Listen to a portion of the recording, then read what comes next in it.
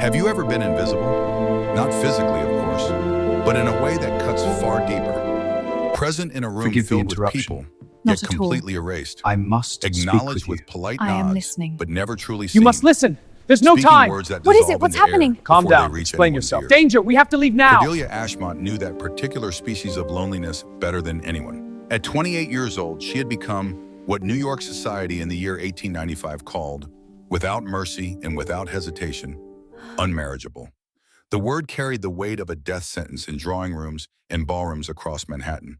It meant she had aged past desirability, past usefulness, past the point where gentlemen's eyes followed her movements with interest rather than dismissal.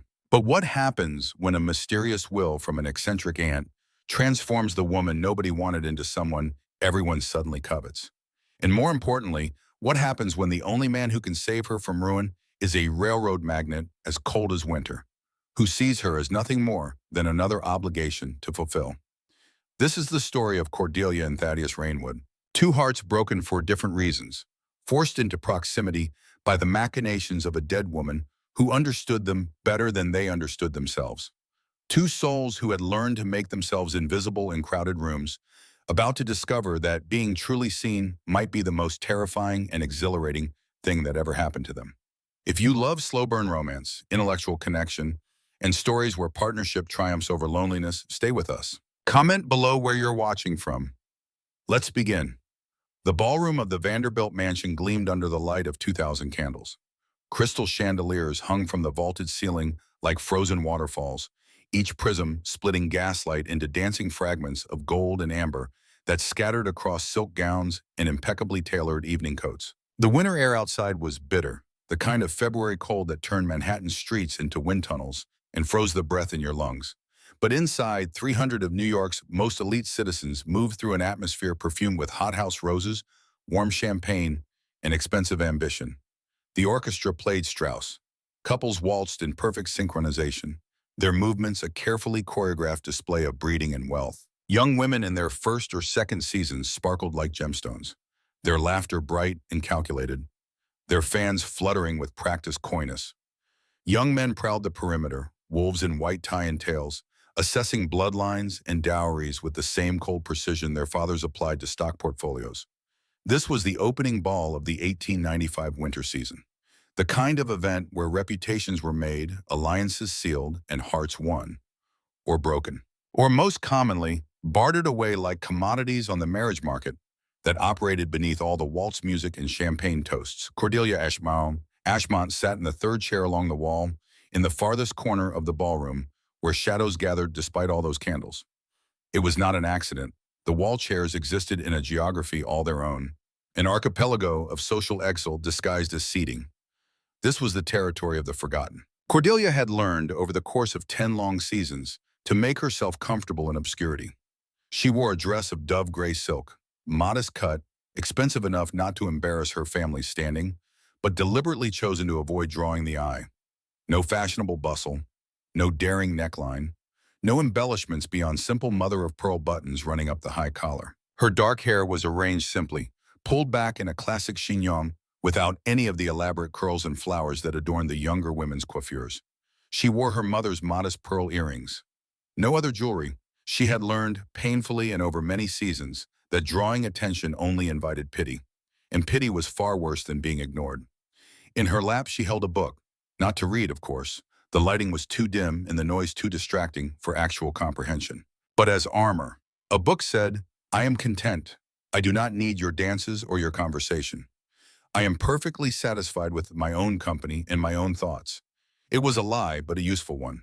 The book was Mary Wollstonecraft's A Vindication of the Rights of Woman, published over a century ago, but still radical enough to raise eyebrows. Cordelia kept the cover angled away from passing matrons. No need to advertise her reading habits. Society already considered her unmarriageable. No point confirming that her suspicions that she was also unsuitably intellectual. Across the vast expanse of polished marble floor, her younger sister Lily twirled in the arms of Viscount Bellamy, a British nobleman visiting New York for the winter season. Lily's gown was the color of cherry blossoms, all pink silk and delicate lace, and it swirled around her like petals caught in wind. Her laughter rang out, bright and effortless, carrying across the music. She was 19 years old, beautiful in that fresh, uncomplicated way that society prized, and utterly unaware of the bitter gift that was youth and marriageability. Cordelia watched without resentment. She loved her sister. Truly, genuinely loved her. Lily was kind, thoughtful, everything good that their mother's relentless social training hadn't managed to crush. But watching Lily live the life Cordelia had once hoped for herself was like pressing deliberately on a bruise that never quite healed. The pain was familiar, almost comforting in its predictability. Cordelia allowed herself this one indulgence, sitting in her corner, watching the dancers, imagining a world where she too might waltz across gleaming floors in the arms of someone who saw her, really saw her, not her family name, not her modest dowry, not her usefulness as a connection or a convenience, but her. The fantasy lasted exactly as long as it took for her mother to materialize at her elbow. Margaret Ashmont had the uncanny ability to appear from nowhere with the sudden efficiency of a general inspecting troops before battle. She was a handsome woman in her 50s, her figure still trim, her face still smooth thanks to expensive creams and the careful avoidance of genuine emotion. She wore emerald silks tonight, with diamonds at her throat that caught the candlelight and announced her status to anyone who might have somehow failed to notice. Her smile was tight as she looked down at Cordelia. Her eyes swept over her eldest daughter's appearance with barely concealed disappointment. "Gray again?" Margaret said, as if the dress had personally offended her.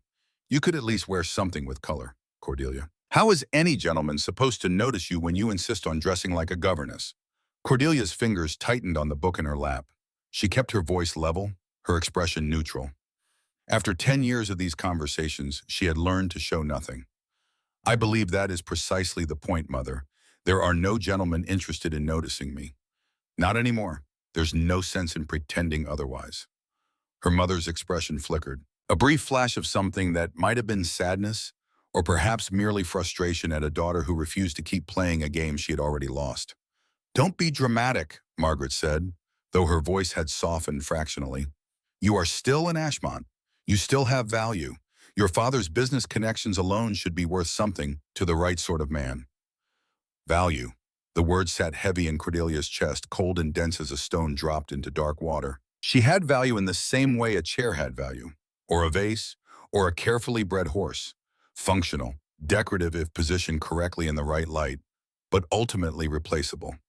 "I'm quite content here, Mother," Cordelia said quietly. "Lily is having a wonderful time. That's what matters tonight." Her mother opened her mouth to reply, but before she could, a commotion near the entrance drew every eye in the ballroom. Conversations faltered mid-sentence. The orchestra continued playing, but even the musicians seemed to lose confidence, the waltz growing tentative. The air itself seemed to tighten with anticipation. Thaddeus Rainwood had arrived. Cordelia did not need to see him to know. She could feel the shift in the room's energy, the way the atmosphere contracted and focused like light through a magnifying glass, all attention suddenly directed toward a single point.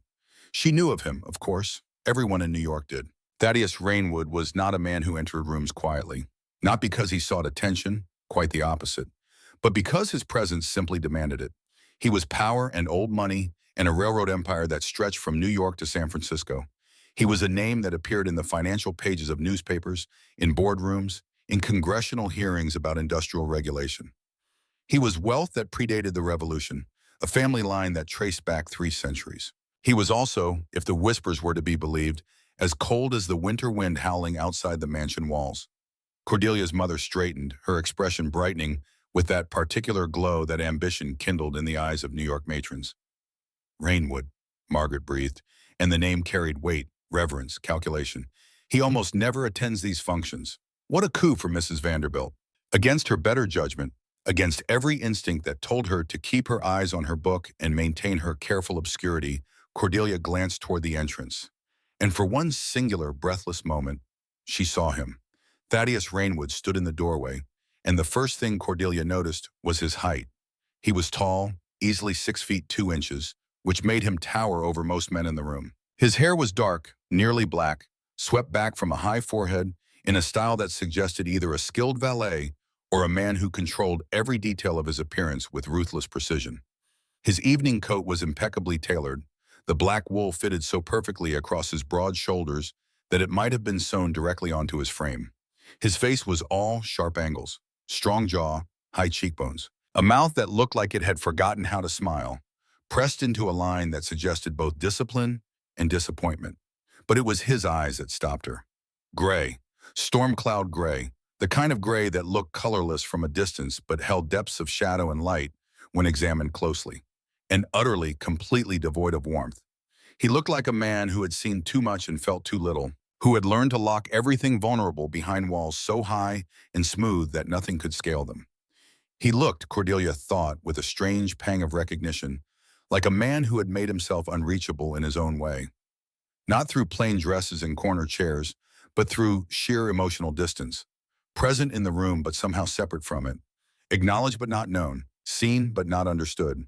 His gaze swept the ballroom in one efficient, dismissive arc. And for one impossible, heart-stopping second, it landed on her. Cordelia's breath caught.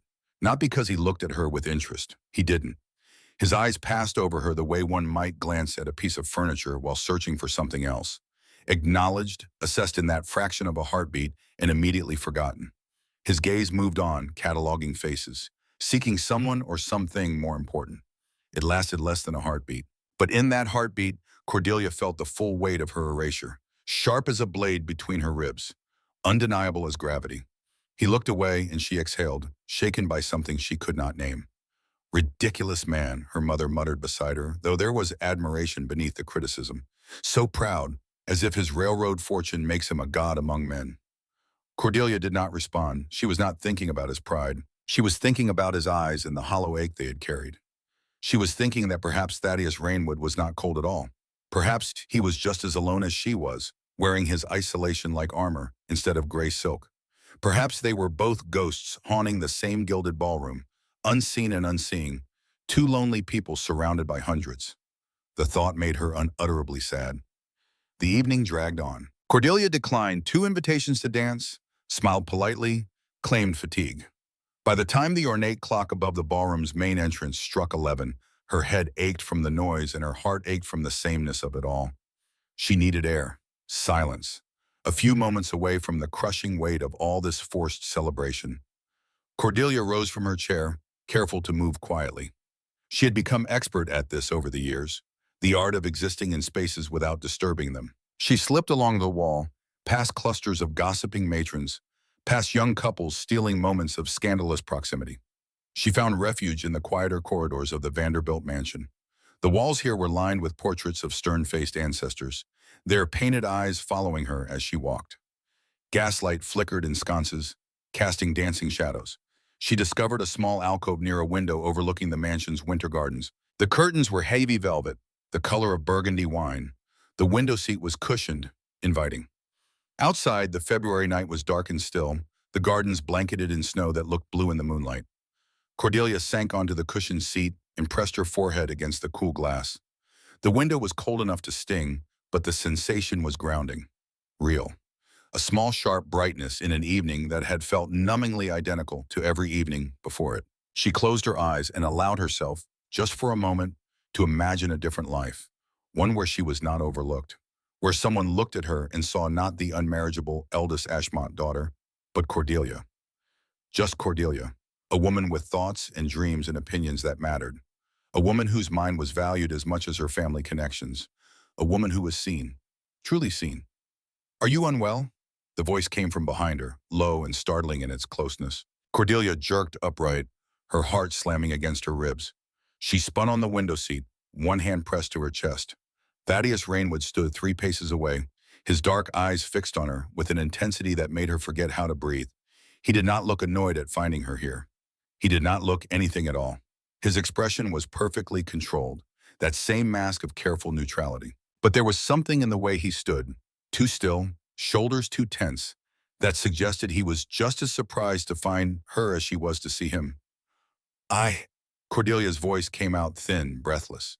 She stood quickly, dropping into a curtsy that felt clumsy. "Forgive me, Mr. Rainwood. I did not mean to intrude." "You're not intruding." His voice was different up close, still low, still controlled, but with a rough quality to it, like gravel underfoot. "I came here to escape the ballroom, sir," he continued. "It seems you had the same idea." Cordelia did not know what to say to that. Thaddeus Rainwood was speaking to her, actually speaking to her. Not because someone had introduced them, not because social obligation demanded acknowledgement, but because they had both, independently, sought refuge in the same quiet corner. He took a step closer and the gaslight illuminated his face more clearly. Up close, he was even more striking and more devastating. There were shadows beneath his eyes, faint lines at the corners that spoke of sleepless nights and burdens carried too long. His jaw was tight with the kind of tension that came from maintaining perfect control at all times. "I know you," he said suddenly. She blinked. I I don't think so, Mr. Rainwood. You're Cordelia Ashmont." It was not a question. Her heart stuttered. He knew her name. How? Wifman? "I am," she said carefully. "Though I confess I'm surprised you know that. We've never been introduced." Something flickered in his eyes. Too quick to name, gone before she could identify it. "Your aunt," he said, and the words seemed to cost him something. "Beatrix Ashmont. She and I were acquainted." The mention of Aunt Beatrix sent a strange shiver down Cordelia's spine. Her aunt had passed away 6 months ago, suddenly and without warning. A heart condition the doctor said she had hidden for years. Cordelia had been devastated. Aunt Beatrix had been the only member of her family who had never treated Cordelia's unmarried state as a tragedy. She had been eccentric, sharp-witted, fiercely independent. She had also apparently known Thaddeus Rainwood. "I didn't know she was acquainted with you," Cordelia said softly. Thaddeus's jaw tightened fractionally. She was a remarkable woman. Just 4 words, but they carried weight, real feeling beneath a carefully controlled surface. "I'm sorry for your loss," he added. "And I for yours," Cordelia replied, because it was clear somehow that he had lost someone too. Silence stretched between them. Not uncomfortable exactly, but heavy with things unspoken. Before she could find words, he spoke. "You'll be receiving a letter tomorrow." His voice was quiet but firm, final. Cordelia's stomach twisted. "A letter?" "From my solicitor." He paused and something shifted in his expression. For the first time since he had appeared, his perfect control slipped. She saw something raw beneath it. Regret. Reluctance. "Your aunt left instructions regarding you." Instructions. The word felt ominous. "What kind of instructions?" His eyes met hers. For the first time, she saw something other than ice in them. She saw regret. "You should prepare yourself, Miss Ashmont," he said quietly. "Everything is about to change." And then, without another word, he turned and walked away. His footsteps echoed down the corridor, measured and steady, fading into the distance until she was alone again. Cordelia stood frozen in the alcove. Her hands were shaking. Outside the window, snow began to fall, soft flakes drifting down through the darkness, transforming the landscape into something unrecognizable. "Everything is about to change," he had said. Cordelia did not sleep that night. She lay in her bed, staring at the canopy above her, and Thaddeus Rainwood's words replayed over and over. "You should prepare yourself. Everything is about to change." What had Aunt Beatrix done? When dawn finally broke, pale and gray through her bedroom window, Cordelia felt as though she had been awake for days. The letter arrived at precisely 9 o'clock in the morning.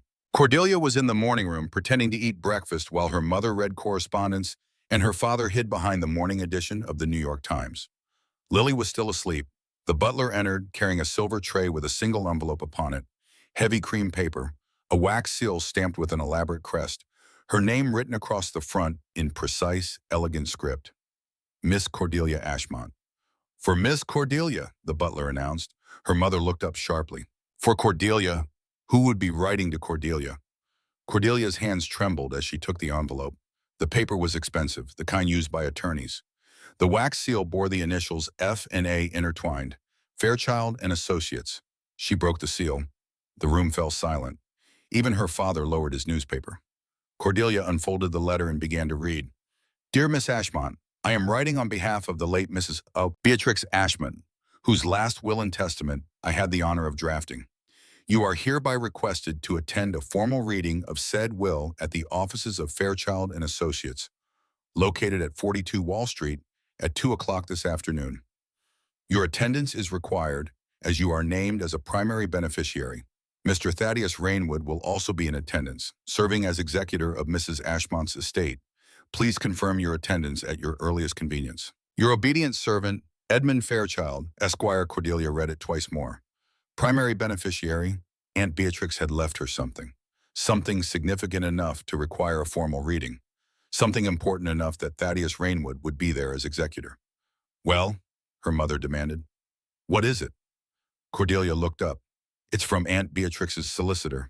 She left me something in her will. I'm to attend a reading this afternoon. Her father set down his newspaper. What did she leave you? I don't know yet, Cordelia said quietly. I'll know more this afternoon. Her mother's eyes narrowed, calculation replacing curiosity. Beatrix had money, not a fortune, but comfortable, and that townhouse on Fifth Avenue. Perhaps she's left you enough for a modest dowry. Cordelia said nothing, but she was thinking about the letter's final line. Mr. Thaddeus Rainwood will also be in attendance. He had known. Last night, in that quiet alcove, he had known exactly what the letter would say. He had known she would be summoned. He had known her life was about to change. And he had looked at her with something that might have been pity. What had Aunt Beatrix done? The offices of Fairchild and Associates occupied the 7th floor of a limestone building on Wall Street. Cordelia had never been to this part of the city before. Her world had always been circumscribed by the elegant boundaries of Fifth Avenue townhouses and ballrooms. Wall Street was different, masculine, serious. The streets thrummed with purpose. Men in dark suits moved with determination, carrying leather portfolios. Newsboys shouted headlines about railroad mergers and steel production. The air smelled of coal smoke and ambition. Cordelia's carriage stopped in front of number 42.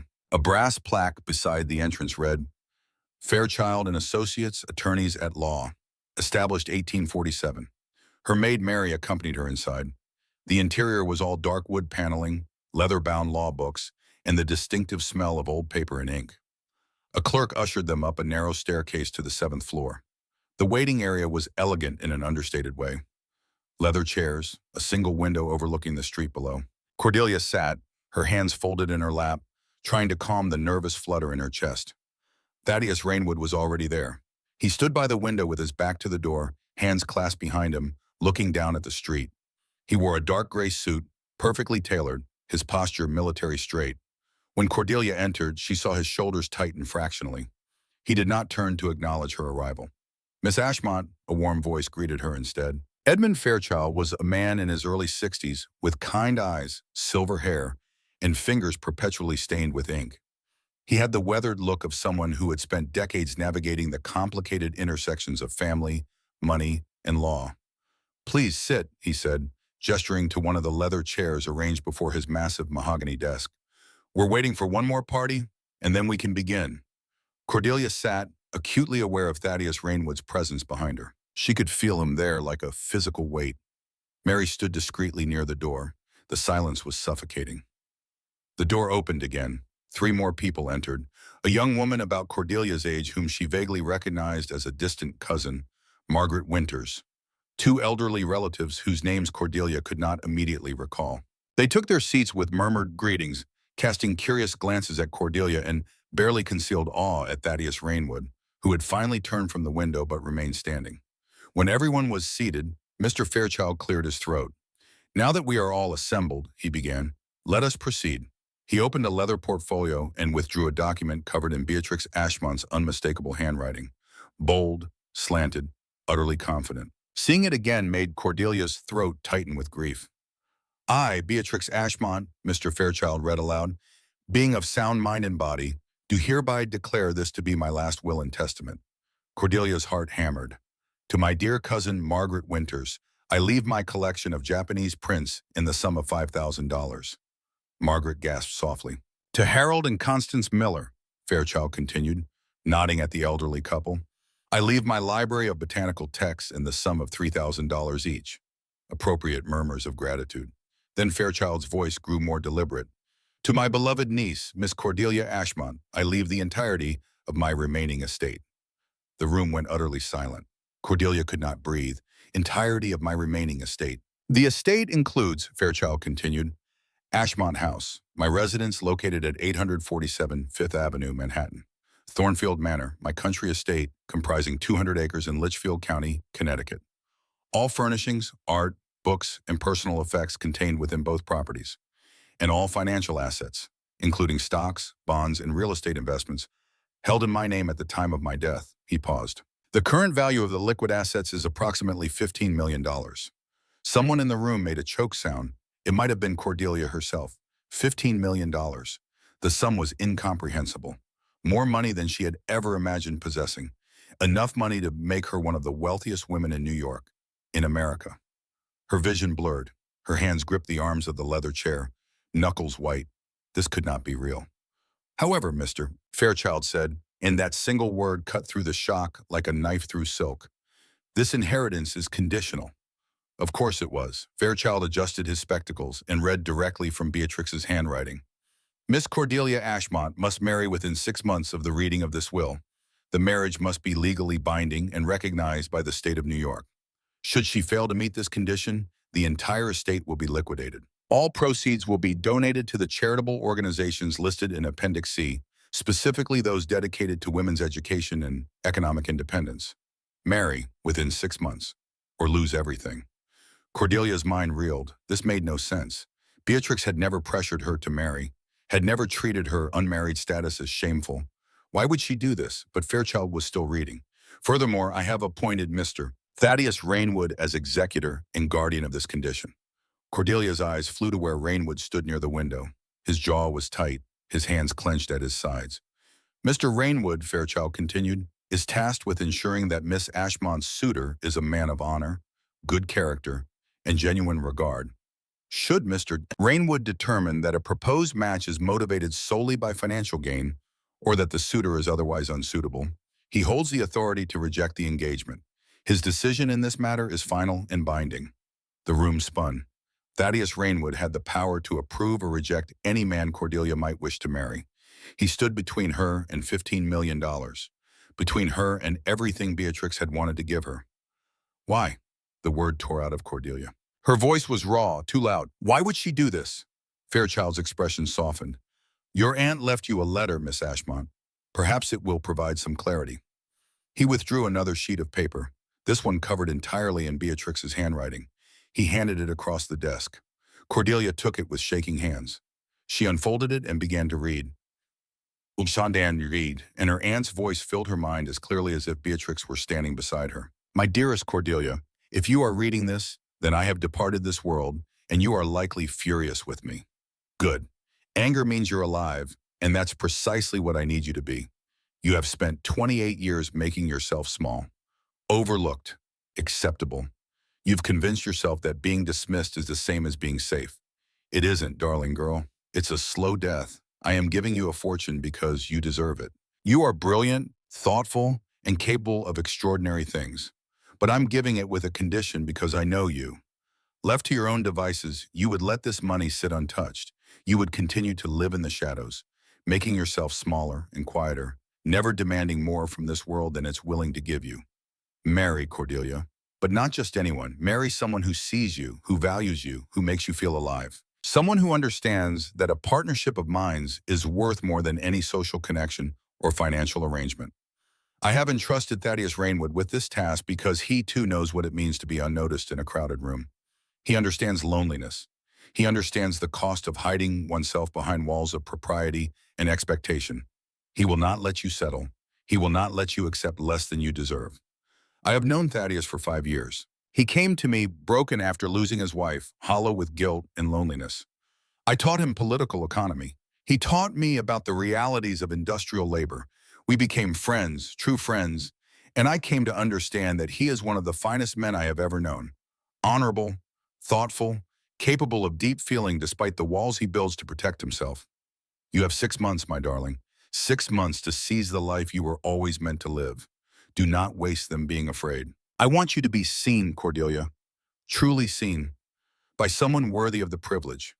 With all my love, always, Beatrix's tears blurred Cordelia's vision by the time she finished reading. They spilled down her cheeks, hot and fast. Beatrix had known. She had known exactly how Cordelia lived. Quietly, carefully, overlooked, making herself smaller and smaller until she barely existed at all. And Beatrix had tried in her own maddening way to save her, but married in 6 months. Cordelia was unmarriageable. Everyone knew it. She had given up hope of marriage years ago. This condition was impossible. She looked up and found Thaddeus Rainwood watching her. His expression was carefully controlled, but something moved behind his eyes.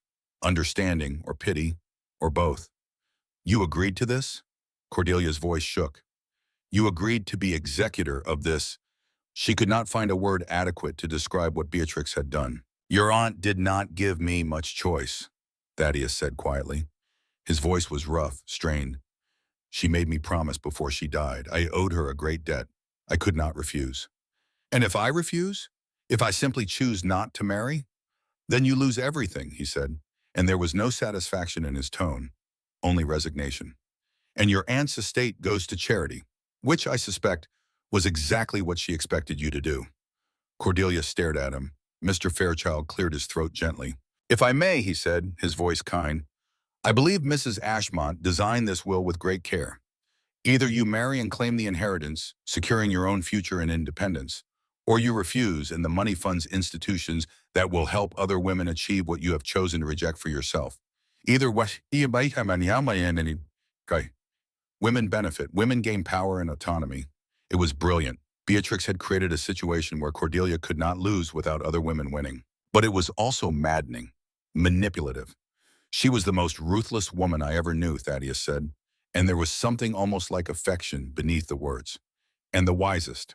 The reading concluded shortly after. The other beneficiaries departed, leaving Cordelia alone with Fairchild and Rainwood. Mary waited in the outer office. I've prepared preliminary documents, Fairchild said, moving papers across his desk. Mr. Rainwood has insisted that your inheritance, should you fulfill the condition, be placed entirely under your control. No husband will have access to the funds without your explicit written consent. This is somewhat unusual, but entirely legal. Cordelia looked up sharply at Thaddeus. Why would you do that? His jaw tightened. Because I know what happens when women's fortunes become their husband's property. I will not facilitate that, regardless of what your aunts will require.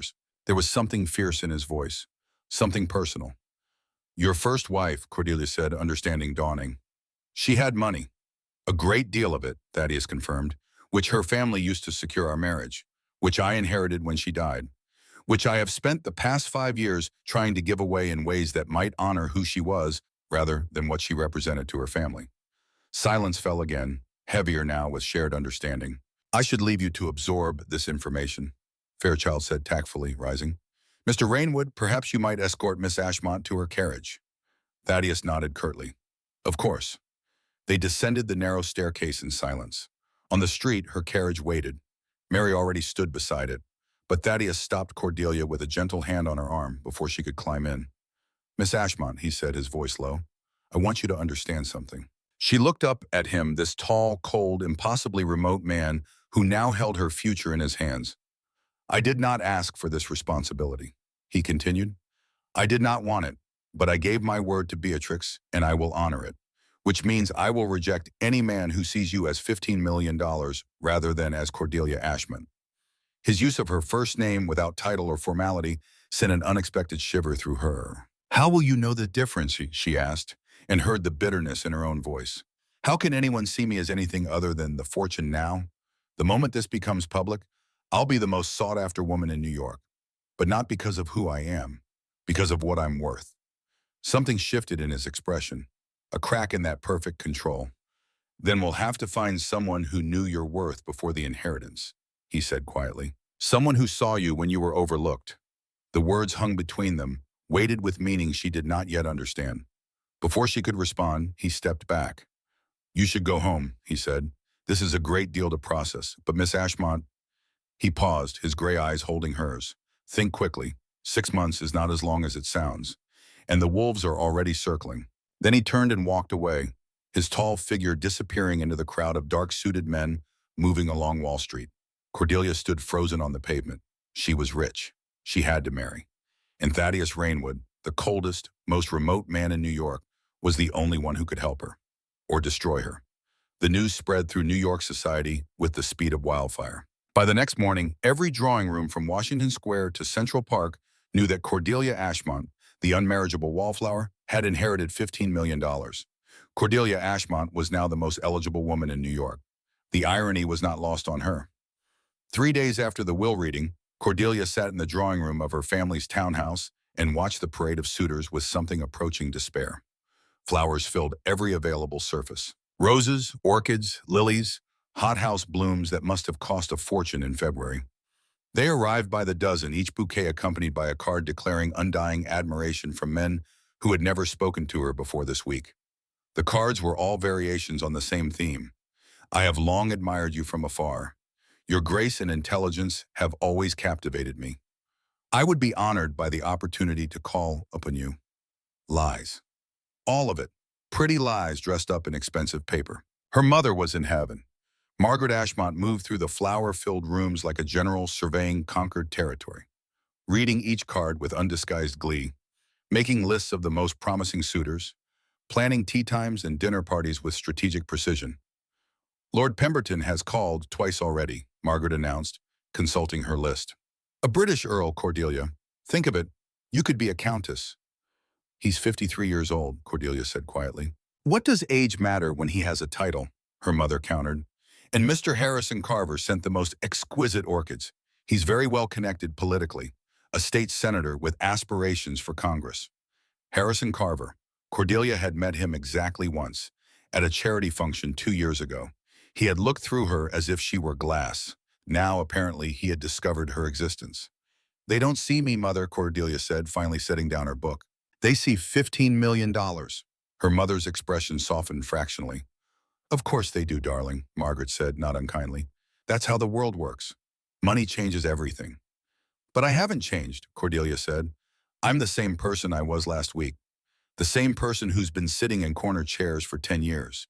But now, suddenly, I'm worth pursuing?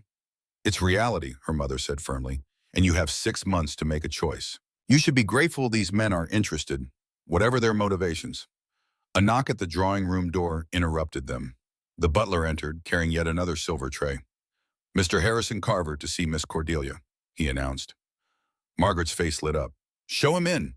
Before Cordelia could protest, Harrison Carver swept into the room with the confidence of a man accustomed to getting what he wanted. He was handsome in a calculated way. 30 years old, tall and well-built, with carefully styled blonde hair and a smile that showed too many teeth. He wore an expensive suit, carried himself with easy assurance. He also had the coldest eyes Cordelia had ever seen, calculating, assessing. Even as he bowed over her hand and murmured pleasantries, she could see him performing calculations. Miss Ashmont, he said, his voice warm and utterly false. I cannot tell you how delighted I was to hear of your inheritance. Your aunt must have recognized your exceptional qualities. Cordelia extracted her hand quickly. My aunt had her own reasons, she said carefully. Indeed, his smile never wavered. I hope you will allow me to call on you regularly. Perhaps we might attend the theater together, or take a drive through Central Park? He was moving fast, staking a claim. That's very kind, Cordelia said, but I'm afraid I'm not receiving callers at present. The inheritance is quite overwhelming.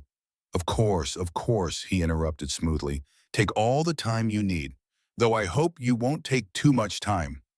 His eyes glittered. 6 months passes quickly, and there are many men in New York who would be honored to assist you in managing such a large fortune. There it was, the truth beneath the charm. He wanted her money, wanted control of it. I appreciate your concern, Cordelia said, her voice cool. But Mr. Rainwood serves as executor of the will. Any arrangements would require his approval. Something flickered across Carver's face. Annoyance. Ah, yes, Rainwood. He said the name with barely concealed disdain. I've heard he's taken a rather protective stance regarding your suitors. Rejected quite a few already, from what I understand. Cordelia blinked. I beg your pardon? Carver's smile turned sharp. You didn't know? Rainwood has been receiving letters from potential suitors. Formal requests for permission to court you. He's rejected 17 men in the past 3 days. 17. Cordelia felt something cold settle in her stomach. Thaddeus had been rejecting suitors without even telling her, making decisions about her future without her knowledge. That's rather presumptuous of him, she said. Indeed, Carver agreed, which is why I've come to you directly rather than seeking his permission first. You're an intelligent woman, Miss Ashmont. Surely you can make your own decisions about who is worthy of your time. It was transparent manipulation, positioning himself as an ally against Rainwood's control. I appreciate your visit, Mr. Carver, Cordelia said, rising from her chair in clear dismissal. But as I said, I'm not receiving suitors at present. Carver stood as well, his smile fixed, but his eyes cold. Of course, but Miss Ashmont, a word of advice? He stepped closer. Don't let Rainwood control you. He's a hard man, cold. He'll use that executor position to manipulate you into whatever arrangement serves his purposes. You deserve better than to be a pawn in whatever game he's playing. Then he bowed, kissed her hand again despite her attempt to avoid it, and departed. Cordelia stood in the flower-filled drawing room, her hand tingling unpleasantly where his lips had touched it. This was her life now. Men like Harrison Carver, circling like sharks who had scented blood in the water. Men who saw dollar signs instead of a person. She needed air. Space. Cordelia grabbed her cloak and fled. She did not have a destination in mind when her carriage departed. She simply told the driver to go somewhere quiet. He took her to Central Park. It was late February, the kind of crystalline winter day where the cold was sharp and clean. The park was nearly empty, most sensible New Yorkers choosing to stay indoors. Cordelia walked the frozen paths alone, her breath misting in the air. 17 rejections.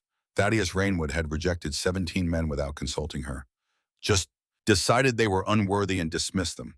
The arrogance of it made her furious. But beneath the fury was something else. Something uncomfortably close to gratitude. Because if she were honest, she did not want any of those 17 men. Did not want Lord Pemberton or Mr. Carver or any of the others who had suddenly discovered her existence. They did not see her, would never see her. Exactly what Beatrix had warned against. Exactly what Thaddeus had promised to protect her from. She had been walking for perhaps 20 minutes when she realized where her feet had carried her. She stood outside a tall, imposing townhouse with black iron railings. The brass plate beside the door read, Rainwood House. Cordelia stared at the door. She had not intended to come here, but her feet had brought her here anyway. She needed answers, needed to understand if he was protecting her or controlling her. Before she could lose her nerve, Cordelia climbed the steps and knocked. The door opened almost immediately. Thaddeus Rainwood stood in the doorway, dressed in riding clothes, dark breeches, tall boots, a coat that emphasized the breadth of his shoulders. He looked startled to see her. Miss Ashmont? His voice was low, rough. This is unexpected. Are they driving you mad yet? He asked, and there was something almost like sympathy in his tone. Cordelia blinked. I beg your pardon. The suitors, the fortune hunters, the endless parade of men who suddenly find you fascinating. His mouth twisted slightly. I've been receiving letters. 18 in 3 days. Each one more obsequious than the last. None of them mentioning you as a person. All of them carefully calculating how best to access your inheritance. 18, Cordelia corrected, feeling a surge of bitter satisfaction. Mr. Carver came to see me directly. He mentioned that you've been rejecting people without consulting me. Something flickered in Thaddeus's eyes. Did he? He suggested you were trying to control me, using your position as executor to manipulate me into whatever arrangement serves your purposes. The words hung between them, accusatory and testing. Thaddeus studied her for a long moment. Then unexpectedly, he stepped back from the doorway. You'd better come in, he said. Sure. Part 3. The Proposal and the Partnership. Approximately 3,600 words. Cordelia had never been inside a man's private residence unchaperoned. The impropriety of it registered dimly, but she was too agitated to care. She had spent 10 years being dismissed. What harm could 30 minutes in Thaddeus Rainwood's study possibly do? The interior of Rainwood House was exactly what she might have expected. Dark, masculine, severe, walnut paneling, Persian rugs in muted colors. Gas lamps flickered in sconces. Thaddeus led her down a corridor lined with portraits, stern-faced ancestors staring down with expressions of judgment, and into a study at the back of the house. The room was all leather and wood and the smell of old books. Floor-to-ceiling shelves held volumes on political economy, railroad engineering, legal precedent. A massive desk dominated one corner. A fire burned in the hearth. Sit, Thaddeus said, gesturing to one of the leather chairs before the fire. Cordelia sat, though her spine remained rigid. Thaddeus did not sit. He moved to the sideboard instead, poured 2 glasses of brandy without asking if she wanted one, and handed her a glass before taking up a position by the mantelpiece. You think I'm trying to control you, he said. It was not a question. Aren't you? Cordelia met his gaze steadily. You've rejected 18 men without consulting me, without asking my opinion. You're making decisions about my future as if I have no say in the matter. I'm making decisions about which fortune hunters deserve consideration, he corrected. There's a difference in them. Is there? She set the brandy down, untouched. How can you possibly know which men are worthy? You don't know me. You barely spoke to me before the will reading.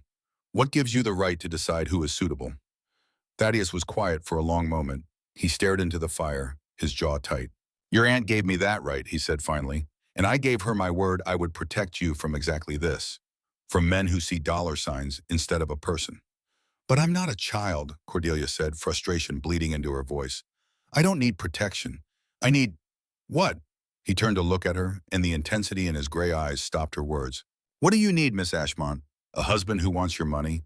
A marriage that's nothing more than a financial transaction? Cordelia stood, unable to sit still. She moved to the window, looking out at the small garden behind the house. Snow covered everything in white. I need, she said quietly, to not feel like I've traded one form of erasure for another. For 10 years, no one saw me because I had nothing they wanted. Now everyone sees me, but only because of what I'm worth. And you? She turned to face him. You're the gatekeeper, the one who decides if I'm even allowed to try to find someone who might actually care about me beneath all the money. That's precisely why I'm rejecting them, Thaddeus said, his voice rough. Because none of them care about you. None of them even know you. And you do? The words came out more bitter than she intended. No, he admitted. I don't. But I knew Beatrix. And she trusted me to know the difference between a man who might learn to see you and a man who only sees what you can give him. Cordelia laughed, but there was no humor in it. That's an impossible standard. How can anyone see past $15 million? Thaddeus set his brandy down with deliberate care. He crossed the room until he stood directly in front of her. Then we find someone who saw you before the money, he said quietly. The same words he had spoken on Wall Street. But now, in the intimacy of his study, they carried different weight. Cordelia's breath caught. There is no one. I was overlooked, remember? Not to everyone. Something in his tone made her pulse quicken. What are you saying? Thaddeus took a step back as if he needed distance to say what came next. He moved to the window, staring out, his back to her. I have a proposition, he said. Cordelia's heart hammered. What kind of proposition? Marry me. The words fell into the room like stones into still water, rippling outward, changing everything. Cordelia stared at his back, certain she had misheard. I beg your pardon? Marry me, he repeated, turning to face her. His expression was carefully controlled, but something moved behind his eyes. Determination mixed with resignation. It solves both our problems. Both our… Cordelia could not make her thoughts form coherent sentences. I don't understand. Thaddeus moved back to the sideboard, poured himself another measure of brandy, drank half of it. When he spoke, his voice was rough. I'm 34 years old. I've been a widower for 5 years. Do you know how many mothers with marriageable daughters pursue me at every social function? How many fathers suggest business partnerships that just happen to include their daughters? He laughed bitter. They see the railroad fortune, the old family name. They want to secure all of that for their daughters. None of them care that I have no interest in remarrying. None of them care that the idea of trapping another woman in a marriage she doesn't want makes me physically ill. He set the glass down hard. So yes, Miss Ashmont, this solves my problem. Marry me, and I'm no longer available. I get peace. You get your inheritance. We both get freedom from fortune hunters and ambitious families. Cordelia's mind reeled. This was insane. Marrying a virtual stranger to escape social pressure? But the tests, she said, grasping at logic. Beatrix specified tests: political debate, collaborative essay, public defense. You can't simply circumvent your own requirements. I'm not circumventing them, Thaddeus said. I'm proposing we take them together. He crossed back to her. I knew your aunt for 5 years, he said quietly. We spent hundreds of hours discussing political economy, labor reform, the rights of women and workers. I know how she thought. I know what she valued. Those tests are not about proving worthiness to me. They're about proving compatibility to you. He paused, his gray eyes holding hers. So let's take them. You and I. Spend the next month discovering if we can be intellectual partners. If we can debate political theory for 2 hours without condescension on my part or censorship on yours. If we can collaborate on an essay and value each other's contributions equally. If we can stand before New York society and defend each other as partners. And if we can't, Cordelia heard herself ask, if we discover we're completely incompatible, then I'll help you find someone else, Thaddeus said. Someone who can pass those tests. Someone worthy of Beatrix's trust and your partnership. He stepped even closer. But I don't think we will, he said softly. Discover we're incompatible, I mean. Why not? Because I've been where you are, Miss Ashmont, unnoticed in a different way, but unnoticed nonetheless. I know what it's like to be seen as a thing, a railroad magnate, a fortune, a political connection, instead of as a person. I know what it's like to sit in rooms full of people and be utterly, completely alone. Something in Cordelia's chest cracked open. He understood. This cold, remote, impossibly guarded man understood exactly what she had felt for 10 years. Why, she whispered. Why would you really do this? Thaddeus's jaw tightened. For a moment, she thought he would retreat behind that wall of control. But then he said very quietly, because I made Beatrix a promise. To protect you. To make sure you didn't settle for less than you deserve. He paused, something vulnerable flickering across his face. And because I'm tired of being alone in crowded rooms, tired of maintaining walls that keep everyone at a distance, tired of living half a life because I'm too afraid to risk caring again. The honesty of it stole Cordelia's breath. You barely know me, she said, though her voice lacked conviction now. I know you read Mary Wollstonecraft at balls where women are supposed to care only about fashion. I know you've made yourself obscure for 10 years rather than compromise who you are. I know Beatrix trusted you with $15 million and a mission to use it wisely. He reached out slowly and took her hand. His fingers were warm, calloused, steady. I'm proposing a partnership, Miss Ashmont. Not a romance, not a love match, but a genuine partnership between equals. We take Beatrix's test together. We discover if we can be allies, companions, friends, and if we find we actually suit each other, then we marry. You secure your inheritance, I secure my peace. We both secure a life where we're finally actually seen. Cordelia looked down at their joined hands. This was madness, but it was also the first time since the will reading that anything had made sense. I need time, she said finally, to think. Of course. Thaddeus released her hand, stepped back. Take whatever time you need. But Miss Ashmont, he paused. Think quickly. You have less than 6 months now, and the fortune hunters aren't going to wait. They'll find ways to pressure you. Harrison Carver is just the beginning. Cordelia nodded. She left Rainwood House in a daze, climbed into her waiting carriage, and spent the entire ride home staring out the window without seeing anything. Thaddeus Rainwood had just proposed marriage.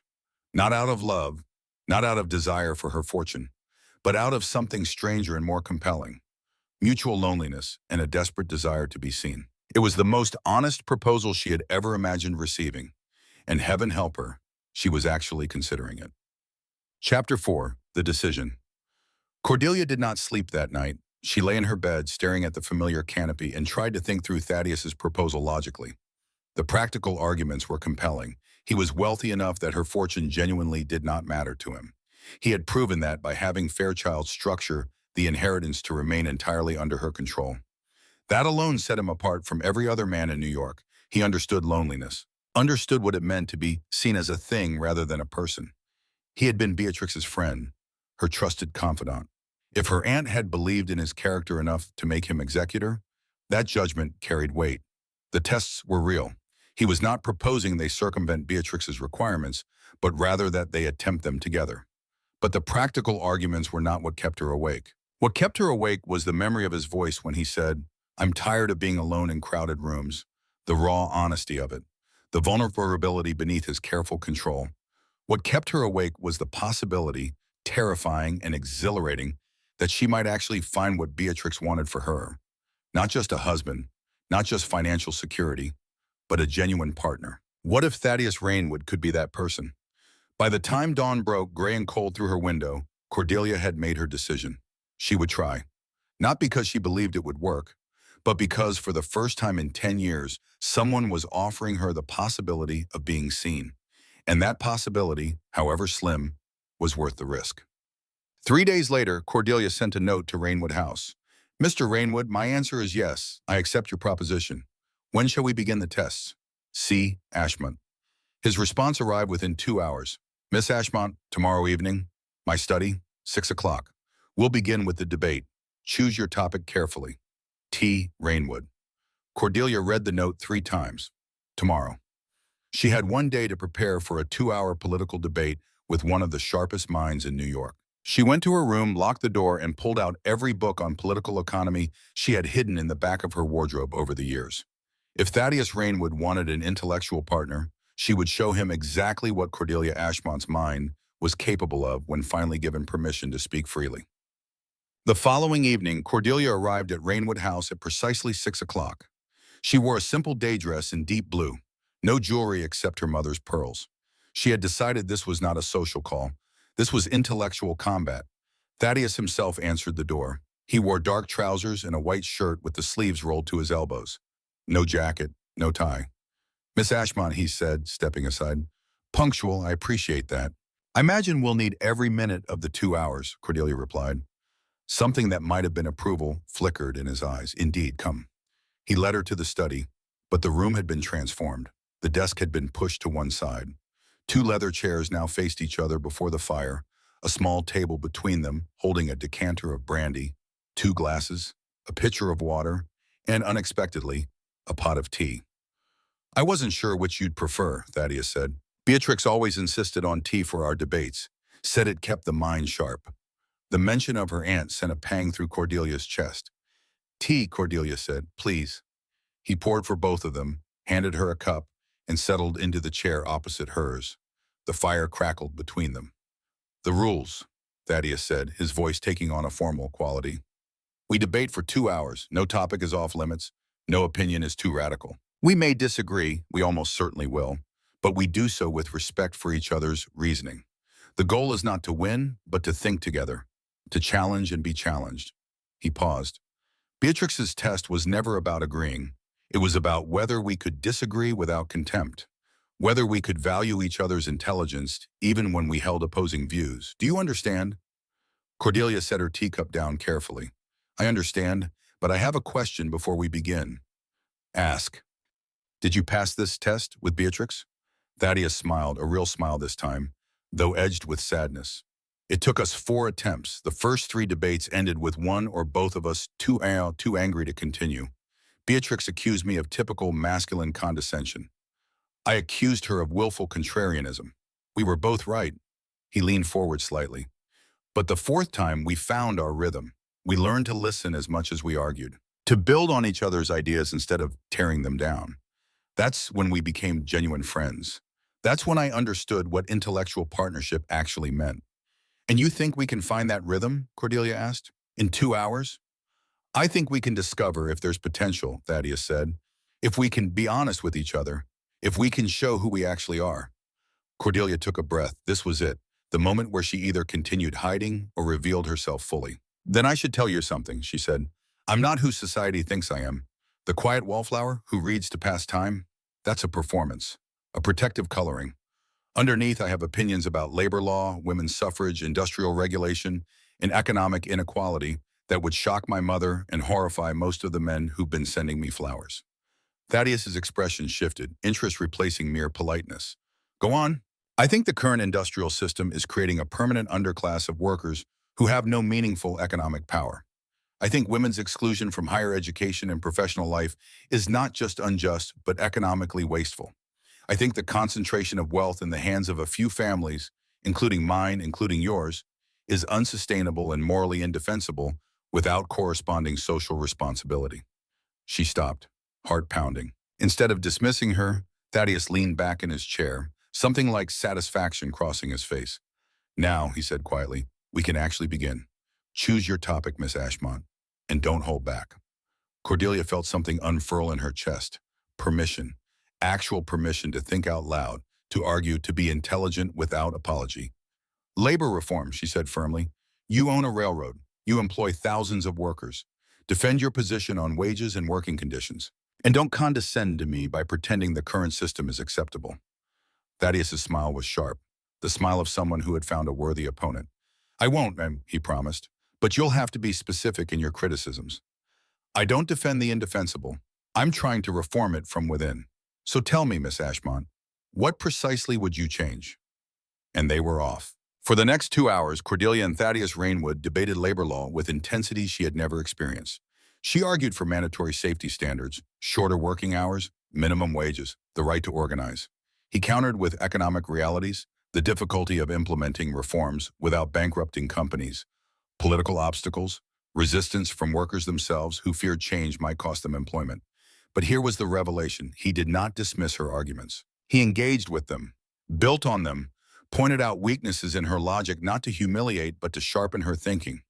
And when she pushed back, he listened, actually listened. They moved from labor law to women's suffrage. Cordelia argued passionately for the right to vote, to own property independently, to pursue education and professional careers. Thaddeus largely agreed, but pushed her to consider implementation challenges, political strategy, the necessity of changing hearts as well as laws. From there to economic inequality, industrial regulation, the role of government in limiting corporate power. They discovered they agreed on more than either expected. But where they disagreed, the disagreement was productive, a genuine meeting of minds. Somewhere during the second hour, Cordelia realized she was enjoying herself, more than enjoying. She felt alive, electric, like a part of her that had been sleeping for years was finally, gloriously awake. She was debating political economy with a man who respected her intelligence, who challenged her ideas without dismissing them, who built on her arguments instead of patronizing her. And Thaddeus, she could see it in his face, in the way his posture had relaxed, in the animation in his eyes, was experiencing the same revelation. He was engaged, energized. The cold distance that usually characterized him had melted away, replaced by intellectual passion. They were both, Cordelia realized with a shock, having fun. When the clock on the mantel chimed 8, marking the end of 2 hours, they both fell silent. The debate had reached a natural conclusion. Thaddeus stood, poured himself brandy this time, offered her the same. Cordelia accepted, her hand trembling slightly from the adrenaline of sustained intellectual combat. "Well," Thaddeus said, his voice rough from 2 hours of talking, "I think we can safely say you passed test 1. Cordelia laughed, surprised by her own breathlessness. "You set the bar high." "Beatrix set the bar high," he corrected. "I'm simply maintaining her standards." He raised his glass slightly. "You exceeded them. I haven't had a debate that stimulating since Beatrix herself." The compliment landed with unexpected force. Cordelia felt heat rise in her cheeks. She had impressed him, not with her money or her family name, with her mind. For the first time in her life, Cordelia felt genuinely seen. "What happens now?" she asked. "Now," Thaddeus said, moving closer, "we move to test 2, the collaborative essay, but that will take time, weeks, probably. Multiple drafts, arguments over every paragraph." He stopped directly in front of her. "I should warn you," he said quietly. "I'm difficult to work with. I have strong opinions about structure and argument.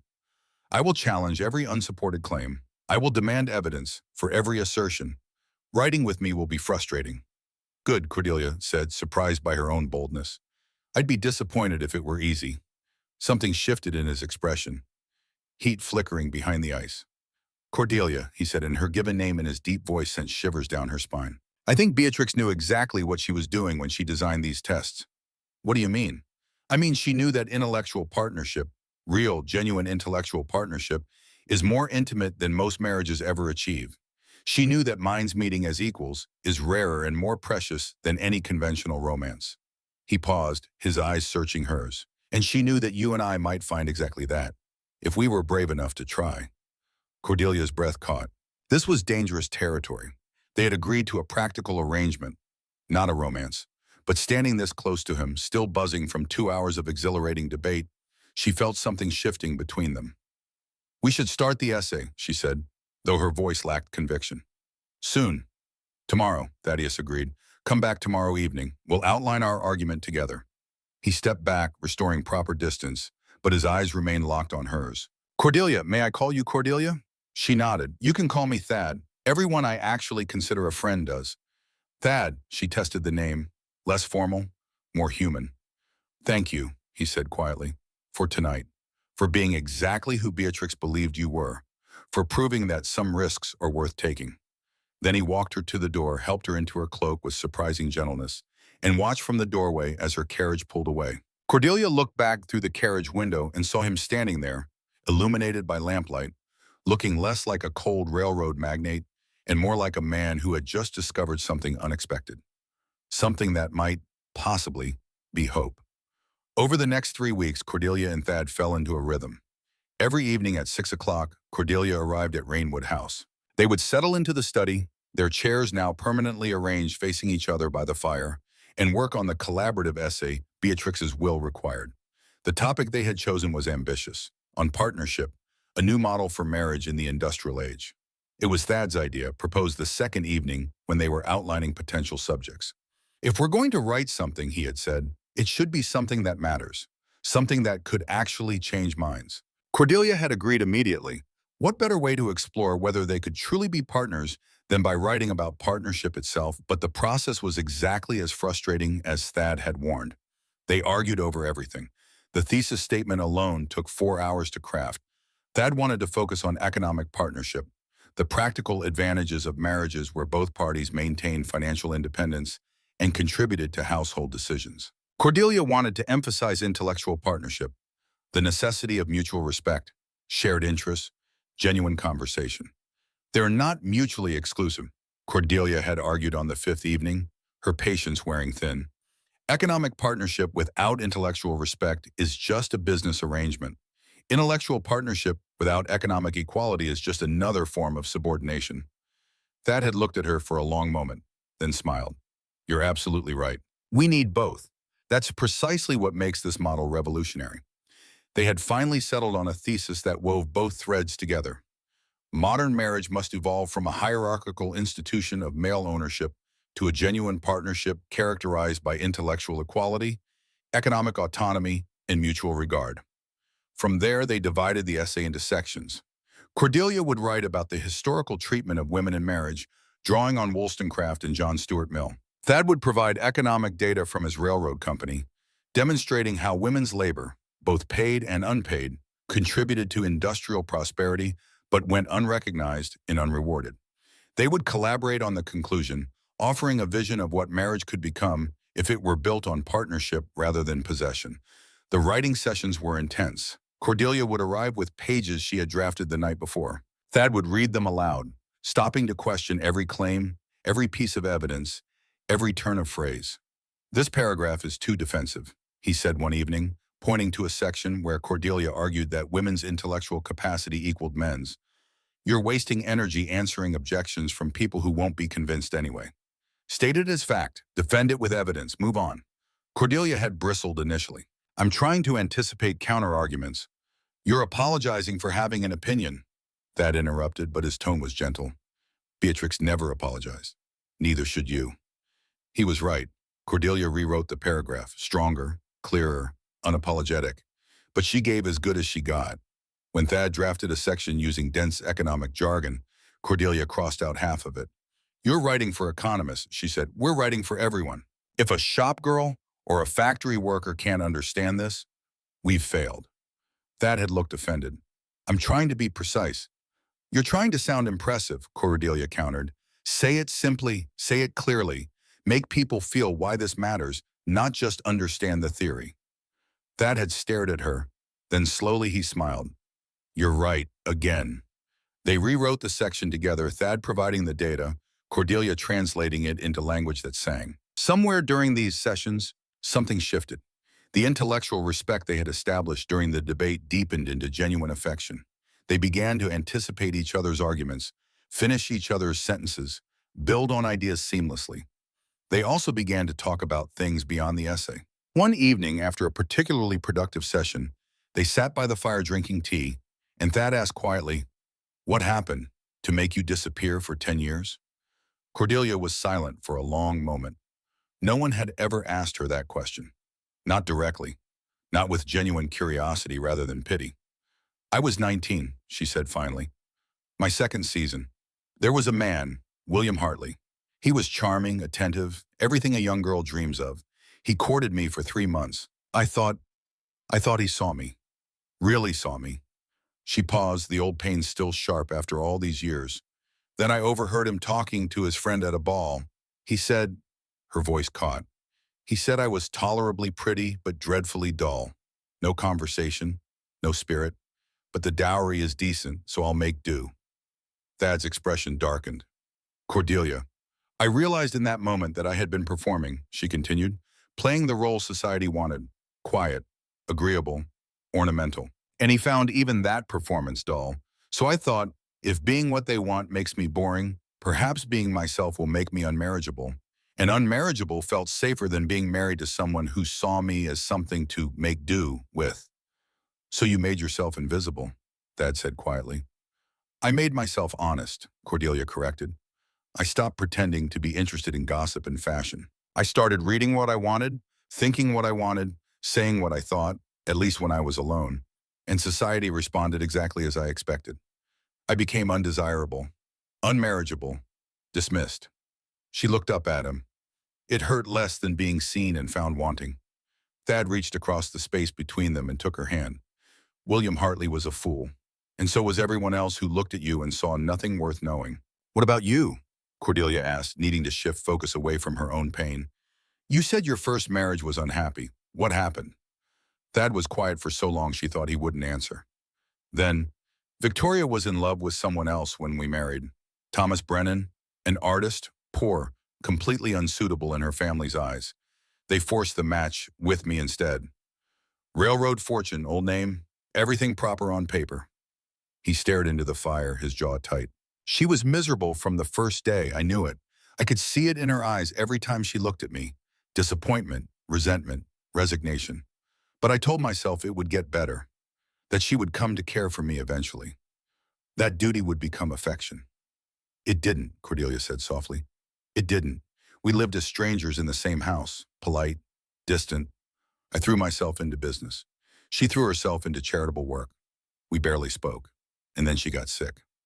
Consumption. It progressed quickly. His voice grew rougher. On her deathbed, she apologized to me. She said, I'm sorry I couldn't love you, Thaddeus. You deserve better than a wife who wished every day she was someone else. Those were her last words. Cordelia's heart broke for him. That wasn't your fault, wasn't it? Thad looked at her, his eyes haunted. I married her knowing she loved another man. I told myself I could make her happy through patience and kindness, but I was lying to myself. I wanted the alliance, the merger, the perfect society marriage. I participated in trapping her just as much as her family did. You were 23, Cordelia said firmly, following the rules society taught you. That doesn't make you culpable for her family's cruelty or her tragedy. Perhaps not culpable, Thad allowed, but complicit. And I swore I would never do that again. Never marry someone who didn't choose me freely. Never trap someone in obligation disguised as affection. He looked at their joined hands. That's why Beatrix's will made me executor. She knew I would protect you from exactly what I failed to protect Victoria from, a marriage built on everything except genuine partnership. Cordelia squeezed his hand. You're protecting me. You have been from the beginning. Am I? Thad met her eyes. Or am I repeating the pattern, pressuring you into an arrangement you might not truly want because it's convenient for both of us? You gave me a choice, Cordelia said. You offered partnership, not ownership. You're taking Beatrix's test with me, not demanding I pass them for you. That's the difference. Thad exhaled slowly. I hope you're right. They sat in silence for a while, hands still joined, the fire crackling between them. Can I tell you something? Cordelia said eventually. Something I haven't admitted to anyone. Always. I'm terrified, she confessed. Not of marrying you, of caring, of hoping. I've spent 10 years convincing myself I don't need to be seen. That independence is enough, that loneliness is better than disappointment. And now you're here and you're offering me exactly what I've pretended not to want. And if I let myself hope, if I let myself care, and it doesn't work. She trailed off, unable to finish. Then we'll have tried, Thad said quietly. And trying matters, even if we fail. Beatrix taught me that. After Victoria died, I shut down completely. Refused to feel anything. Risk anything. Beatrix pulled me out of that. She said, grief is the price of love, Thaddeus. And love is worth the price. But you have to be brave enough to risk it again. He turned to face her fully. So I'm being brave. I'm risking caring, risking hoping, risking that you might actually become someone I can't imagine living without. And yes, it's terrifying, but Cordelia, the alternative is going back to being alone in crowded rooms. And I can't do that anymore. Cordelia felt tears prick her eyes. Neither can I. Then we're brave together, Thad said. He leaned forward slowly, giving her time to retreat, and pressed his lips to her forehead. It was chaste, gentle, more promise than passion. But it was also the most intimate moment of Cordelia's life. 3.5 weeks into their collaboration, they finished the essay. 7,200 words. 12 pages of closely argued text drawing on political economy, moral philosophy, personal testimony, and economic data. It was, Cordelia thought as she read through the final draft, the best thing she had ever written. The best thing either of them had ever written. Because it wasn't his or hers, it was genuinely theirs. A true collaboration. We should submit it, Thad said that evening, reading through the pages with something like wonder in his eyes. To the Atlantic Monthly, or Harper's. Cordelia's stomach clenched with nerves and excitement. They publish under real names. Everyone would know we co-authored it. I know, Thad said. Let them know. Let them see what partnership looks like. So they submitted it, sent the essay to the Atlantic Monthly with a cover letter signed by both of them. And then they waited. While waiting for the editor's response, Thad said one evening, "There's something I should show you. I've been putting it off, but you should see it before we go any further." He went to his desk and withdrew a leather-bound journal from a locked drawer. "Beatrix left this for me," he said, returning to his chair. "To be opened after you agreed to attempt the tests. I've been carrying it around for 3 weeks, afraid of what it might say." He handed it to Cordelia, "But I think we should read it together." Cordelia opened the journal with trembling hands. The first page was dated 5 years ago, just after Victoria's death. Beatrix's handwriting filled the pages, sharp and confident. February 1890, met Thaddeus Blackwood today. Correction, Rainwood. The family changed the name generations ago, but everyone still calls him Blackwood behind his back. He came to my salon looking utterly lost. A young man barely 29, but carrying himself like an old man, shoulders bent, eyes hollow. We talked for 3 hours. Political economy, labor conditions, the moral costs of industrial progress. He's brilliant, sharp, but there's a wound in him that isn't healing. He told me about Victoria, how she died apologizing for not loving him, how he feels responsible, how he's convinced he's incapable of making anyone happy. I told him he's wrong, that he's confusing his failure at an arranged marriage with a fundamental flaw, that the system failed them both, not him. He didn't believe me, but he came back the next week, and the week after. We became friends. I see something in him. Potential, goodness, a capacity for partnership that society has never taught him to recognize in himself. Cordelia looked up at Thad. His jaw was tight, his eyes fixed on the journal. "Keep reading," he said quietly. She turned the page. November 1892. Thaddeus has been coming to my salons for nearly 3 years now. He's changed. Less hollow, more engaged with the world. He's implementing labor reforms in his railroad company. Shorter hours, better safety standards, fair wages. He won't take credit for it, but I know it's because of our conversations about economic justice. He's also lonelier than ever. Society keeps throwing eligible daughters at him. He rejects them all, politely but firmly. Not because they're unworthy, but because he's terrified of repeating his mistakes.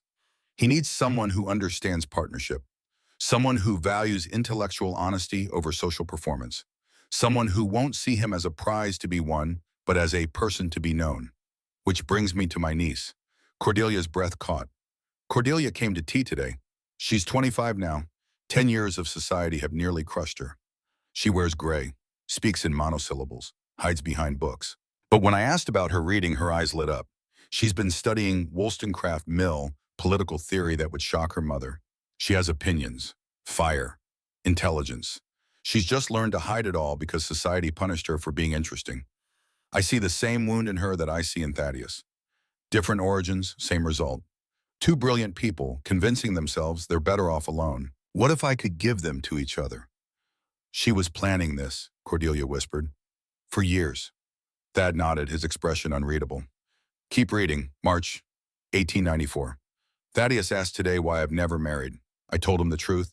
I never found anyone who valued my mind as much as my money. I refused to settle for being ornamental. He said, I wish I'd had your courage. I settled, and it destroyed 2 lives. I told him, you have a second chance. Don't waste it on more settling. He asked what I meant. I didn't answer, not yet. But my plan is forming. Cordelia will inherit everything, but only if she marries, and marries well. Not for money, not for title, for partnership. Thaddeus will be executor. He'll protect her from fortune hunters. He'll ensure any suitor passes genuine tests of compatibility. And if I'm right, if I understand them both as well as I think I do, they'll realize they're the answer to each other's tests. It's meddling, it's manipulative. It's also the kindest thing I can think to do. They're both so lonely, both so convinced they're better off alone, fam. You're wrong. I'm giving them permission to want more. And each other. Cordelia's hands trembled. Tears blurred her vision. Beatrix had known, had seen them both, had understood that they were kindred spirits years before they ever met. There's more, Thad said quietly. Cordelia turned to the final entry, dated just weeks before Beatrix's death. January 1895. My heart is failing. The doctors give me months, perhaps weeks. I'm not afraid. I've lived fully, loved freely, said what I meant, done what I believed was right. But I'm worried about Cordelia and Thaddeus. I made Thaddeus promise today to protect Cordelia, to serve as executor, to ensure she doesn't settle for someone unworthy. He agreed reluctantly. He thinks I'm being overly protective. He doesn't realize yet that I'm matchmaking. I told him, you'll know her when you meet her properly. You'll recognize in her what I see in both of you. Someone who's learned to hide to survive. Someone who's forgotten how to hope. I also told him, the tests aren't for her suitors.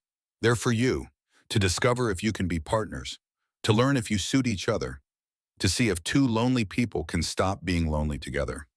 He didn't understand. He will. And Cordelia, my brave, brilliant girl who's spent 10 years making herself invisible, she'll understand too. I'm giving them 6 months. 6 months to find each other. 6 months to pass tests that aren't really about political debate or collaborative writing. 6 months to discover that intellectual partnership can become something more. I won't be there to see it, but I believe it will happen because I know them both. And I know that minds that meet as equals are the rarest, most precious thing in this world. I'm betting my entire estate that they'll find what they've both been looking for. I'm betting they'll find each other. The journal ended there. Cordelia closed it carefully, tears streaming down her face. She knew, she whispered, the whole time. Every requirement, every test. She knew we'd end up here. Thad's eyes were bright with unshed tears. She knew us better than we knew ourselves. They sat in silence for a long moment. Then Thad said, his voice rough, the tests were never about proving we could be partners. They were about discovering we already were. Cordelia looked up at him. What do you mean? We passed test 1, the political debate, because we already respected each other's minds. We're passing test 2, the essay, because we already build on each other's ideas seamlessly. We'll pass test 3, the public defense, because we already stand together. He leaned forward, taking both her hands in his. Beatrix didn't give us tests to determine compatibility.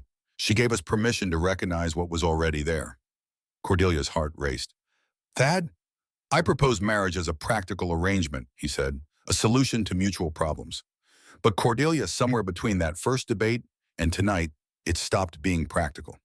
It became real. You became essential.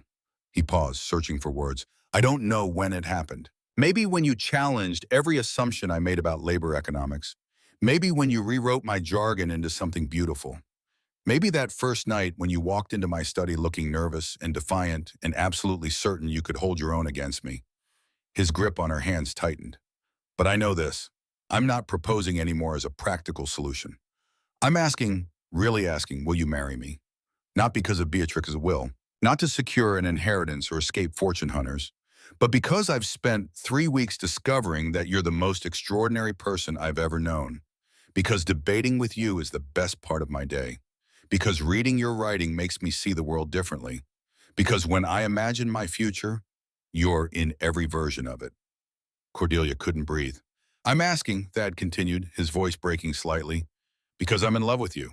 And I hope you might be falling for me too. Cordelia's tears spilled over. I am, she whispered. I'm terrified of it, but I am. Then say yes, Thad said. Not because you have to, because you want to. Cordelia looked at this man who had gone from stranger to executor, to partner, to this, whatever this was. Love, partnership, home. Yes, she said. Not because of the will, not because of tests, because you see me, really see me. And because when I'm with you, I don't feel invisible anymore. Thad pulled her into his arms and kissed her. Not the chaste kiss of earlier. This was hunger and relief and months of building tension finally released. His hands cupped her face. His lips moved over hers with desperate tenderness, and Cordelia kissed him back with everything she had. When they finally broke apart, both breathless, Thad rested his forehead against hers. Beatrix was right, he said softly, about everything. We're better together than apart. We are, Cordelia agreed. Outside, snow began to fall again. But inside Rainwood House, by the fire where they had debated and written and discovered each other, Two lonely people had finally found home. The engagement was announced in the New York Times the following morning. Mr. Thaddeus Rainwood and Miss Cordelia Ashmont are pleased to announce their engagement. The wedding will take place at St. Patrick's Cathedral on April 20th, 1895. The announcement was brief, formal, giving away nothing of the love story beneath it, but New York society erupted anyway. The unmarriageable Cordelia Ashmont had not only inherited $15 million, she had captured the railroad duke himself. The gossip columns ran wild with speculation. How had she done it? What arts had she employed? Surely Rainwood was only marrying her for the inheritance, despite his own fortune. Cordelia and Thad ignored it all. They had more important things to focus on. The wedding was 6 weeks away. Their essay had been accepted by the Atlantic Monthly and would be published under both their names in the May issue. And they had one more test to pass, the public defense.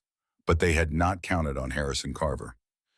3 weeks before the wedding, Carver struck. It started with whispers. Quiet insinuations dropped into conversations at parties Cordelia no longer attended. Suggestions that the engagement was a sham, that Rainwood and Ashmont were conspiring to circumvent the will's spirit, marrying for convenience, not love, to secure the inheritance while maintaining separate lives. The whispers grew louder. Then Carver published an opinion piece in the New York Herald. The headline made Cordelia's blood run cold. A marriage of convenience. How the Ashmont fortune corrupts even the noblest men. The article was a masterpiece of innuendo. Carver never made direct accusations. He simply asked questions, raised doubts, suggested that a marriage announced so quickly after an inheritance was suspicious, that a man as wealthy as Rainwood had no need for money unless he was securing it for some other purpose. Political? Business expansion? Who could say? He noted that the couple had spent weeks closeted together in Rainwood's study, that they were co-authoring an essay advocating for radical restructuring of marriage itself, that this seemed convenient given they were entering into a marriage of unprecedented financial complexity. One must wonder, Carver concluded, whether the late Mrs. Beatrix Ashmont's noble intentions have been twisted into something far more mercenary, whether her desire to see her niece married to a worthy man has been exploited by two people more interested in maintaining their fortunes and independence than in genuine partnership. The article was brilliant, poisonous, impossible to legally challenge because it made no specific false claims. And it worked. Within days, society was divided. Some defended Cordelia and Thad, pointing to their long friendship with Beatrix, their obvious intellectual compatibility. Others whispered that perhaps Carver had a point. Perhaps the engagement was too convenient, too calculated. Cordelia found out about the article when her mother stormed into the drawing room, newspaper in hand, face pale with fury. "Have you seen this?" Margaret demanded, thrusting the paper at Cordelia. "That vile man is trying to destroy you." Cordelia read it, her hands shaking with rage. "Mother, it's lies." "Of course it's lies," Margaret snapped. "But that doesn't matter. Society loves scandal. They'll believe it because it's more interesting than the truth." She paced the room, mind racing. "We need to respond. Your father's attorneys can—" "No," Cordelia interrupted. "No attorneys, no public denials. That will only draw more attention." "Then what?" her mother demanded. "Then we pass test 3, Cordelia said quietly. "The public defense. We stand before society and defend our partnership. Together." That arrived within the hour. He had already seen the article. His face was stone, his eyes cold with controlled fury. "Carver," he said without preamble. "This is retaliation." I rejected his suit. I called his political connections corrupt in a private conversation with a mutual acquaintance. He's been looking for revenge. "Can we sue?" Cordelia asked. "For what?" He made no specific false claims, just asked inflammatory questions. Thad's jaw tightened. "It's brilliant, in a vile way, unassailable." "Then we don't try to fight it legally," Cordelia said. "We fight it the way Beatrix would have." Thad looked at her. "How?" "With the truth. With test 3. She stood, moving to face him. "Beatrix required a public defense. A moment where you would defend me before society, where we would stand together as partners." She picked up the newspaper. "The Vanderbilt Charity Gala is in 2 weeks. The most elite event of the season. 500 guests, everyone who matters, will be there, including Harrison Carver." Understanding dawned in Thad's eyes. "You want to confront him publicly." "I want to defend our partnership publicly," Cordelia corrected. "Not with lawyers or denials. With the truth of what we are, what we've built. Let them see us together. Let them judge for themselves if this is genuine. Thad was quiet for a long moment. Then he smiled. Cold. Predatory. Beatrix would have loved this. She would have, Cordelia agreed. So let's give society a show. Let's pass test 3 in a way no one will ever forget. The Vanderbilt Charity Gala was held in the same ballroom where Cordelia and Thad had first seen each other 3 months ago. Cordelia had not been back since that February night when she sat in corner chairs, overlooked and resigned. Tonight she entered on Thad's arm, and the entire room turned to stare. She wore sapphire blue. Thad had commissioned the gown specifically for tonight. Elegant, expensive, the color he said matched her eyes. Her hair was arranged not to be invisible, but to be noticed. Diamonds at her throat, his family's, offered freely, no strings attached. She looked, for the first time in her life, like someone who mattered. But more than the dress or the jewels, it was the way she carried herself. Spine straight, head high, hand resting confidently on Thad's arm. She looked like a woman who had nothing to hide, nothing to apologize for. They moved through the crowd deliberately. Thad greeted acquaintances, introduced Cordelia not as my fiancée, but as my partner. They chatted about the essay they had written, about the labor reforms Thad was implementing in his company, about the foundation Cordelia was establishing to fund women's education.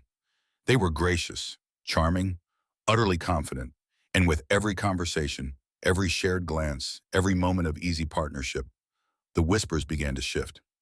Perhaps Carver was wrong. Perhaps this was real. Then at 9 o'clock, Harrison Carver made his move.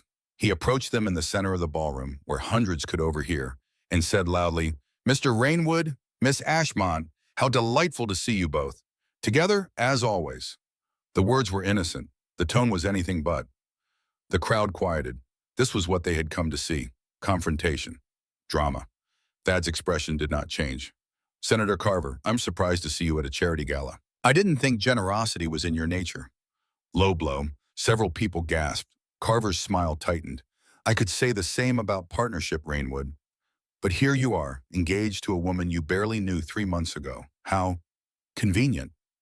"Convenient how?" Cordelia said, her voice clear and carrying. She was not going to let Thad fight this alone. Carver turned to her, eyes gleaming. "Convenient that you inherited $15 million and immediately secured the wealthiest bachelor in New York. Convenient that he secured a woman who will maintain his perfect reputation while demanding nothing of him. Convenient that you're both writing essays about reimagining marriage while entering into the most calculating marriage I've ever seen." The ballroom was utterly silent. This was it. Test 3, the public defense. Cordelia stepped forward, away from Thad's protective arm, and faced Carver directly. "You're right," she said, and the crowd murmured in shock. "It is convenient. Marrying Thad solves my immediate problem, securing my inheritance, and it solves his, escaping relentless matchmaking." She paused, letting the admission settle. "But Senator, you seem to believe that convenience and genuine partnership are mutually exclusive. They're not. The best partnerships are both useful and meaningful, both practical and profound." She turned slightly, addressing the crowd now. "Thad and I spent 3 weeks debating political economy for 2 hours every evening. We wrote a 7,200-word essay together, arguing over every paragraph, every claim, every word choice. We discovered that we challenge each other, respect each other, build on each other's ideas." She looked back at Carver. "You call that calculated? I call it smart. Why would I marry someone I haven't tested for intellectual compatibility? Why would I enter a partnership without understanding whether we can work together? The entire institution of marriage is broken precisely because people marry for passion or duty or social advantage without ever discovering if they actually like each other." The crowd was listening now, really listening. Thad stepped forward to stand beside her. Not in front of her, beside her. "Cordelia is the first person I've debated in 5 years who could hold her own," he said, his voice carrying across the ballroom. "The first person who challenged my assumptions about labor economics, about marriage, about what partnership could mean. The first person who made me want to be brave enough to risk caring again." He turned to face her, speaking to her now as much as to the crowd. "Yes, our engagement is convenient, but it's also the result of hundreds of hours of conversation, of discovering that minds meeting as equals is rarer and more precious than any conventional romance, of learning that intellectual partnership can become something deeper if you're brave enough to let it." He took her hand. "Beatrix Ashmont was the wisest woman I ever knew.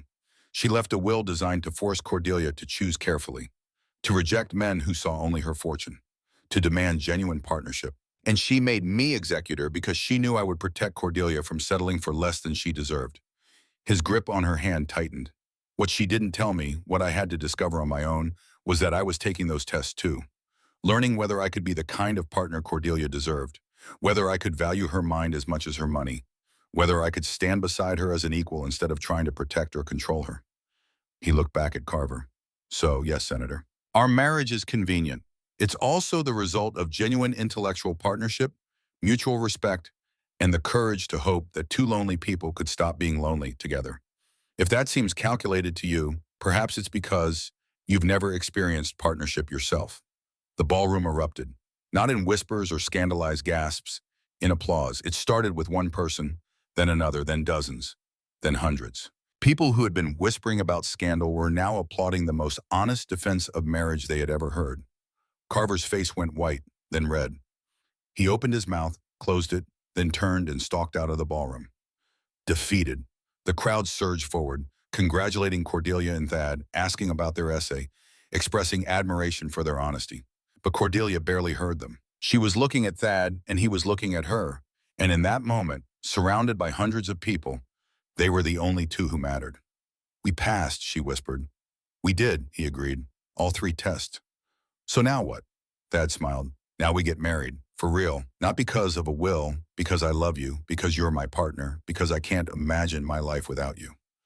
Neither can I, Cordelia said. And there, in the middle of the ballroom where she had once been invisible, Cordelia stood with the man who saw her, really saw her, and understood that everything Beatrix had done, every manipulation and meddling moment, had been an act of love.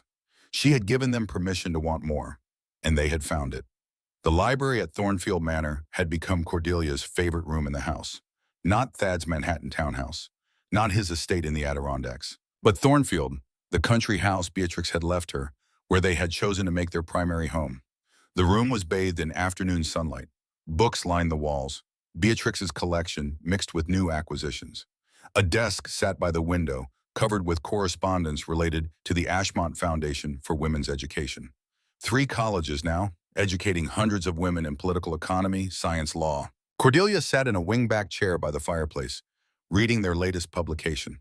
Not an essay this time, but a book on partnership, marriage, economics, and the future of equality, co-authored by Cordelia Rainwood and Thaddeus Rainwood.